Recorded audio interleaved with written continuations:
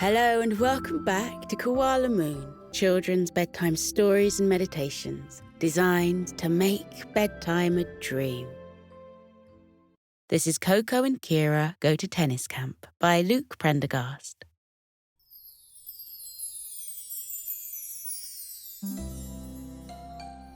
Deep in the heart of a faraway forest stood a cozy wooden cabin. Inside the cabin lived a family of koalas. Koko the koala lived with his parents, his grandparents, and his little sister, Kira the panda, who was also his best friend. Koko and Kira had been on lots of fun adventures together. They had been to see Swifty, their favourite artist, singing a concert down by Sleepy River. They had trained together in the cheerleading squad, Fierce Spirits, at Sleepy Forest Elementary School.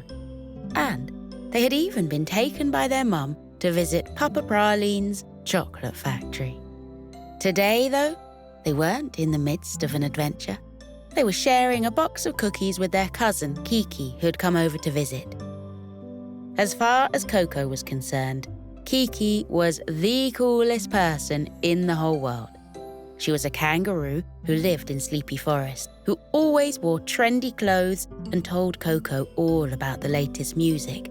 And whenever she visited, she always brought with her the tastiest snacks. These cookies, for example, were just mouth-wateringly delicious. They were milk choc chip with little bits of dried raspberry in them, which burst a sweet flavour onto your tongue whenever you took a bite of them. It was all Koko could do not to eat the whole box. He had to keep reminding himself to leave some cookies for the others. Koko spoke so much about his cousin Kiki that before she had arrived at their little log cabin, Kira had been rather nervous to meet her. "What if she doesn't like me?" she had asked Koko earlier in their bedroom while she was tying her favourite purple bow into her hair. "Don't be silly, Kira," Koko said, looping his arm around her shoulders and giving her a squeeze. "She's going to love you." "How do you know that?" Kira asked. "Because I love you, and she loves me. So it only makes sense that you two will love each other. That's how love works." Koko gave his little sister a kiss on the cheek. "Besides," he added, "how could anyone not love you?" Nevertheless, Kira was nervous. If she was honest, she was always a teensy bit nervous about meeting new members of her adopted family, even though they were always so welcoming and wonderful to her. And this time, as Koko had predicted, was no different. From the moment Kiki arrived at their cabin bearing her box of cookies, it was clear that she and Kira would get along.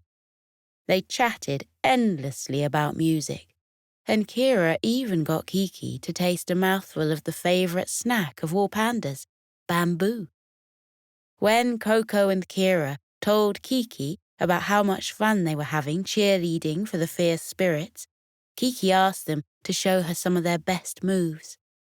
Soon enough, Kira was freewheeling and somersaulting in the clearing outside the wooden cabin, and Koko was showing Kiki how he had been taught to provide a stable base for lifting Kira high into the air.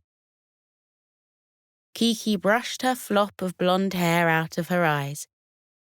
"Dude," she said, "I'm super impressed." Back inside, eating the cookies, Kiki told them all about the tennis camp she was currently participating in. She explained that many, many tennis players from all over Sleepy Forest, Sleepy City, and beyond congregated at the Wimblefields to practice their skills against each other.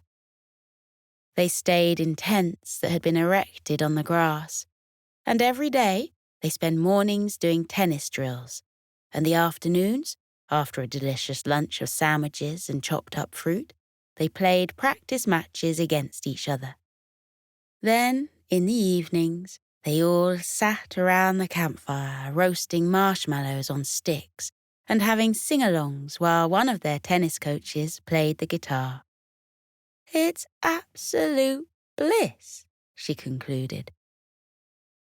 Coco and Kira were enraptured by Kiki's descriptions of the tennis camp. Their eyes had grown wide and glistening, and their jaws had fallen open in awe. When Kiki finished speaking, both of them turned to their mum and in unison burst out, "Can we go to the tennis camp, Mum? Please, please, please." They pressed their palms together as though they were begging her and blinked their eyes in the best puppy dog fashion they could muster. "I'm afraid you're not old enough to go to tennis camp," their mother told them as kindly as she could, wrapping her paws around a warm mug of tea. "There's an age limit on attendance. Isn't that right, Kiki?" Kiki nodded towards her little cousins. "There is, pals," she said. "You can go to the Wimblefields tennis camp once you start at Sleepy Forest Middle School."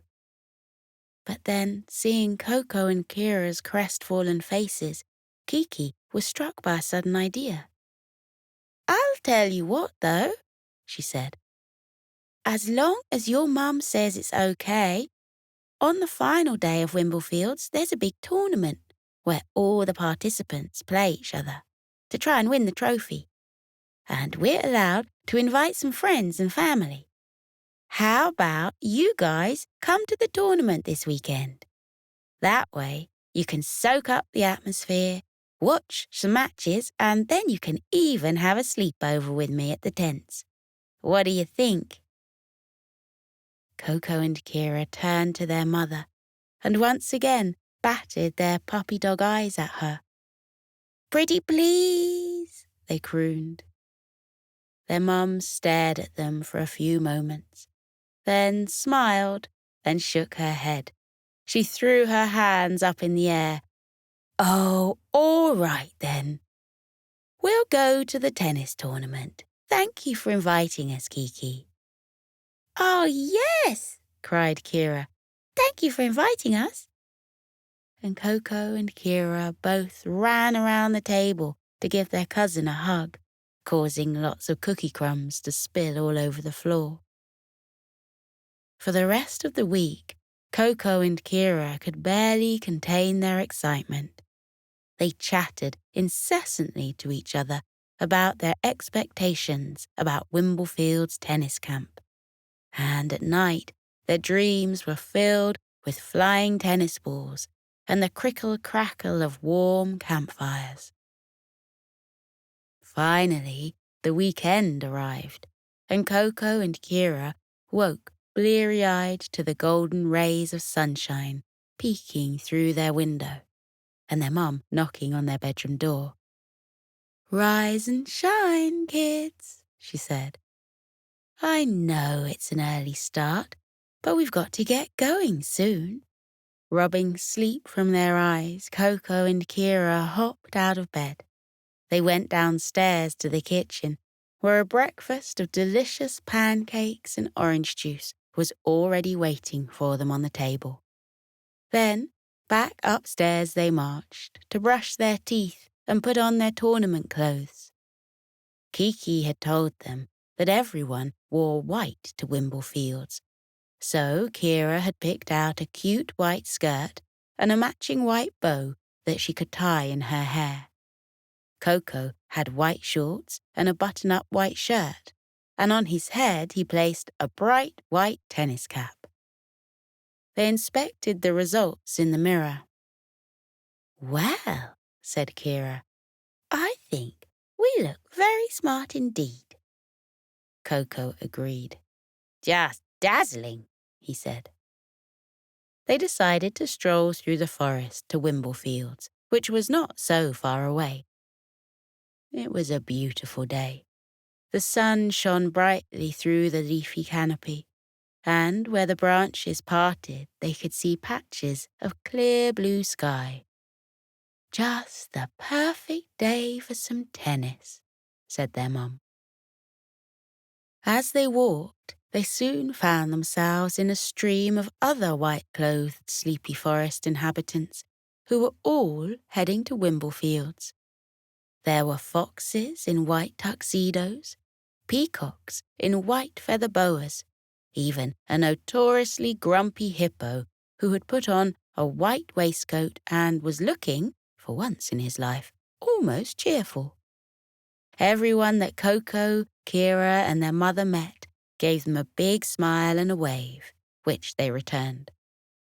It was clear that everyone was looking forward to the tournament. Soon they reached the Wimblefields, and Coco could not believe his eyes. The place was more spectacular than he'd imagined. The fields unrolled in a broad expanse of brilliant green, the same colour as the Granny Smith apples that grew on the trees nearby their wooden cabin. Here and there, daisies and buttercups poked their heads out of the grass and were visited by lazily buzzing bumblebees. In front of them, areas of grass had been snipped to make a series of perfect tennis courts, around each of which were a few rows of pearly white benches for spectators to watch from. And in the distance, on the other side of the fields, Coco could spot the multicoloured patchwork peaks of tents. "You guys made it," came the sound of a familiar voice, and then Kiki was standing beside them, beaming brightly. She was wearing a white vest and white tennis shorts with matching trainers. In her hand, she held an electric blue tennis racket. She looked effortlessly cool. "Kiki!" Coco cried and gave her a big hug. "We're very excited to see you play," said Kira. "Well, I'm very glad you're here," said Kiki. "The tournament begins in just a few minutes. You should go and have an explore of the Wimblefields and then take your seats. Catch you later." And with that, she was off, spinning her tennis racket around in her hand. Coco, Kira, and their mum held hands and made their way to the crowd of white-clad forest creatures who were collecting near the tennis courts. When they got there, they saw a stall had been set up, with a friendly squirrel standing behind it. "Hey there," said the squirrel. "Welcome to Wimblefields. Can I interest you fine folks in some strawberries and cream? It's a Wimblefield speciality." Glancing around, Kira saw little clusters of creatures sitting on the grass, tucking spoons into bowls of the dish. It looked delicious. "Yes, please," she said. "Coming right up," said the squirrel. He reached under the stall and fished out 3 paper bowls and filled each of them with strawberries. On top of the strawberries, he squirted fluffy white hills of whipped cream.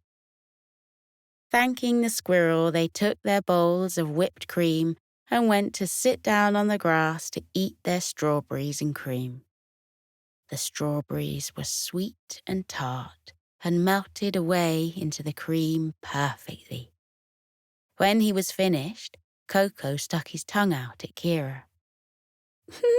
"Your tongue has gone bright red," Kira exclaimed. "It has?" Coco replied. "Let me see yours." Kira obliged, and Coco let out a laugh. "Yours is bright red too. Mum, stick out your tongue." And as it happened, their mum's tongue was red too. "It must be the strawberries," she said with a laugh. All 3 of them were still giggling and sticking their tongues out at each other when an announcement rang out over the Wimblefields. "Guests, please take your seats. The Wimblefields tennis tournament is about to commence." "Oops," said Coco and Kira's mum, quickly sticking her tongue back in her mouth. "It's time. Quick, we don't want to miss it." Up they got, and they hurried over to the court, where Kiki would be playing her first match. They took their seats on the white benches. The grass was a perfect crisp rectangle, the net in the middle rippling slightly in the soft breeze. The umpire, a pretty severe-looking old otter, blew her whistle and climbed up into her seat, which stood high above the court so she could see everything. At the sound of her whistle, the contestants made their way onto the court. "There's Kiki," whispered Kira, pointing at her cousin.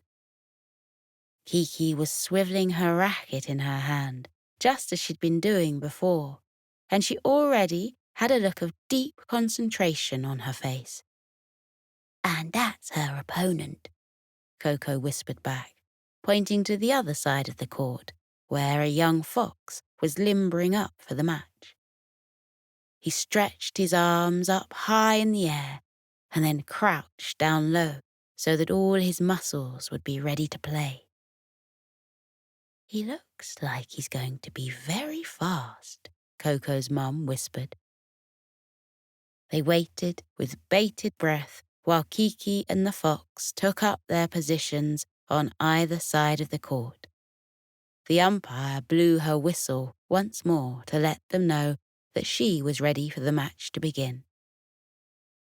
Every eye around the court watched Kiki as she bounced a tennis ball on the grass. Once, twice, 3 times. She threw it up high in the air, where it paused for the moment at the top like a planet suspended in the sky. Then she thwacked it. The game had begun. The sun sparkled up above them, and white puffs of clouds moved hazily across the sky, while below, Kiki and the fox bounced and darted across the court. Thwack, thwack, thwack went their rackets, and the ball flew first one way and then the other. Coco and Kira and their mum cheered when Kiki won a point, and remembering what Kiki had told them about how taking part is more important than winning, they cheered when her opponent won a point too. At first it seemed that they were evenly matched, but gradually, as the game unfolded, Kiki began to gain the upper hand. Finally, with a perfect serve, Kiki won the game, and the crowd burst into applause. Kiki walked to the net that ran down the middle of the court and shook the fox's outstretched hand. Then she ran over to Coco and Kira and gave them both a hug. "Kiki!" Kira cried. "You were amazing!" "Ah, thanks, Kira," Kiki cried, pushing her hair out of her eyes. "That's very kind of you to say. That fox is a wicked good player, but luckily I pulled through in the end." And in fact, Kiki carried on pulling through all afternoon.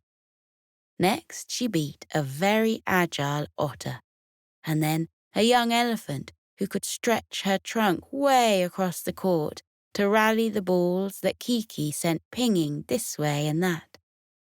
Each time, ripples of applause went up through the crowd of spectators, and the competitors shared a friendly handshake. And finally, Kiki made it to the final. The sun was low in the sky, turning the clouds lilac and sending all the birds in the forest trees around Wimblefields warbling their evening song. The crowd fell silent as the umpire took to her high seat for the last time and summoned the competitors to the court. Kira squeezed Coco's hand. "Oh, I hope Kiki wins," she said. "Me too," Coco whispered. "Though, don't forget, it's the taking part that counts." Kiki strode onto the court, her dark eyes twinkling seriously in the twilight. Her face was set in an expression of deep concentration. And opposite her fluttered a quite unexpected opponent, a little sparrow clutching a small red racket in her beak. Kira tapped her mother's arm. "She doesn't look exactly formidable," she said, her voice flecked with hope. "You never do know, though," said her mum. "She's made it this far." They stopped speaking as the umpire blew her whistle, and Kiki tossed the bright green ball into the air. Thwack! The ball shot speedily through the air, far off from where the little sparrow was waiting. It seemed certain that she would never make it.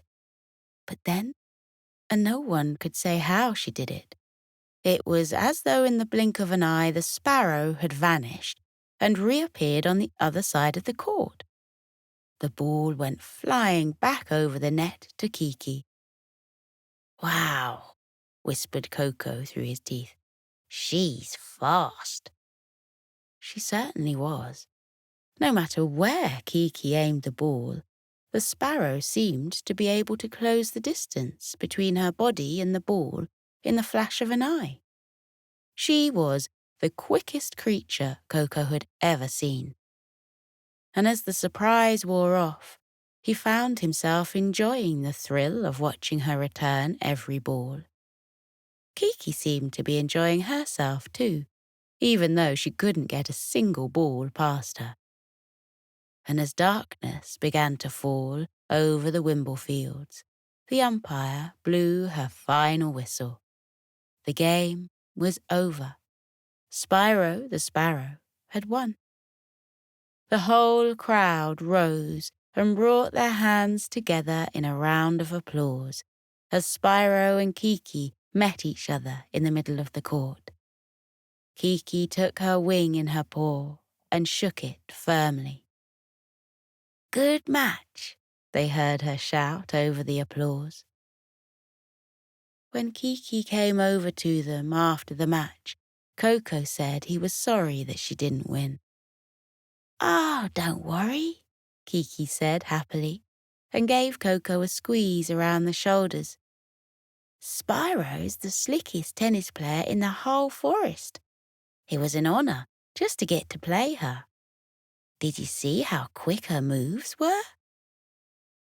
And then they were off, reliving the match, discussing all of Kiki's best smashes, all of Spyro's quickest catches.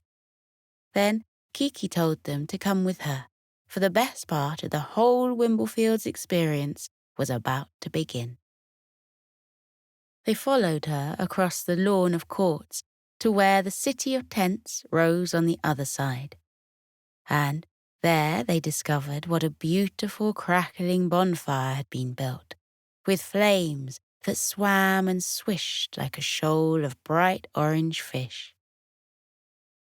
Around the campfire, all of the creatures who had been there that day gathered around. There were the tennis camp students, their teachers, and huddles of spectators. Everyone's white clothes glowed and flickered golden in the campfire light. And every now and then, someone would extend a long stick and put it into the campfire for a few moments, then take it out again. "What are they doing with that stick, Kiki?" Kira asked her cousin. "They're toasting marshmallows," she replied. "Marshmallows?" Kira said. "Like the sweetie?" Kiki nodded, and Kira asked, "But why would they put them in the fire and burn them?" Now Kiki looked down at her in gentle surprise. "You mean, Kira, you've never had a toasted marshmallow before?" She shook her head. "No," she said, "never." "Well, Kira," Kiki said, leading her towards the campfire, "you're really in for something special. Toasted marshmallows, they're my favourite treat in the whole world." Kira felt the heat of the fire warm her face, and the flames danced in her eyes as Kiki took up a stick and pushed a soft, fluffy marshmallow onto the end. She told her that you always had to be very careful toasting marshmallows, and cautiously she reached out until the marshmallow disappeared into the flickering flames. Kiki held it there for a few moments, then took it out again. The surface of the marshmallow was no longer soft and pink, but blackened and crumbly. "Careful," Kiki murmured, blowing on the toasted marshmallow. "It's going to be hot. You have to wait for it to cool down. Okay, here we go. Take it." Kiki slipped the toasted marshmallow into Kira's outstretched palm, and then she popped it into her mouth. She sunk her teeth into it, and then looked up at her in delighted surprise. "Oh," she said. "Oh, yum!" The toasted marshmallow was such a surprise, firm on the outside, but once you cracked it open, it was warm and soft and gooey, and oh so sweet. "Can I have another?" Kira asked. "Of course," said Kiki. "Let's find a spot to settle down. I'll make one for everyone." So Koko, Kira, and their mum found a comfy spot in the heat of the fire, and they all enjoyed a tasty little treat of toasted marshmallows. Spyro the sparrow came to sit with them, and she and Kiki chatted happily about the match. It was clear they were very good friends. Soon, the sound of music floated over from the other side of the campfire, and peering up, Koko saw that one of the tennis teachers, a big brown bear, had started playing the guitar. He picked the strings delicately with the tender claws of his big paws, and the music reminded Koko of the sound of raindrops falling lightly on the roof of the log cabin he lived in. Images of his bedroom, the warm covers, the sound of Kira's gentle breathing floated over on the sound of the tinkling guitar strings, and Koko let out a yawn he couldn't stifle. Beside him, Kira let out one too. "Okay, you two," Kiki whispered. "I think it's time for bed." But Koko and Kira were already drifting off. It had been a long and exciting day at Wimblefields, and they were sleepy. Kiki woke Koko and led him away from the campfire, and their mother picked up Kira, who was still sleeping. Together, they went over to the tent where they would be sleeping. Koko and Kira slipped into their sleeping bags, and then they zipped up the tent. In the sound of the distant music, Kiki and the Koala Moon both looked up into the sky above Wimblefields, where dozens of stars were flashing like fireflies stuck to a dark blue sheet. Koko and Kira's mother thanked Kiki for inviting them to Wimblefields and said that it was time for her to head home now, but she would be back in the morning to collect them. She gave her niece a hug goodbye, and then, peacefully, she made her way back through the sleepy forest, listening to the rustle of the trees, the snores of the forest creatures, and the twinkling of the stars in the sky, which, to her ears, sounded just like the strings of a plucked guitar. It wasn't long till Kiki was snuggled up in the tent with her cousins, also drifting off to sleep.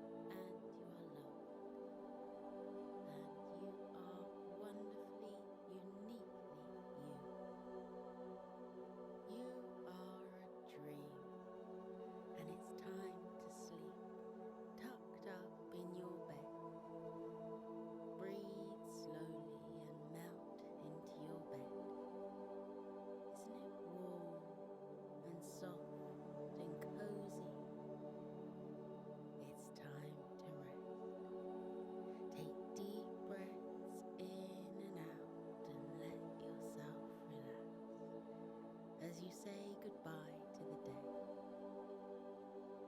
Let your body get even heavier. Let your whole body go floppy. Drift deeper into sleep with every breath and say goodnight. Remember, tomorrow will be a good day because you have a big heart. You are a good friend. You believe in yourself. You know there's nothing better to be than yourself. It's okay to get things wrong. It's okay to ask for help. You can do whatever you set your mind to. Be proud to be different. Be proud of your achievements. Be proud of yourself. You are a good learner. You are a good listener. You are a good example to others. You are valued. You are loved. You are sleepy. So drift off now, little one. Let the dreams take over. As you sleep, let your dreams take you to magical lands and faraway places. Remember, there's no room for worries in your dreams, just magic. It's a magic place where anything can happen, anything you want. It's a place of positivity and light. Let positivity soak into you and fill you up. Imagine it as a golden light traveling from the tips of your toes to the top of your head. Imagine that wherever the light touches you fills with happiness. Imagine that the light makes you feel calm. You're wrapped in a warm, cozy glow within your soft, toasty blanket. Isn't that nice? You're safe, tucked up tight. So sleep soundly all through the night. Sweet dreams.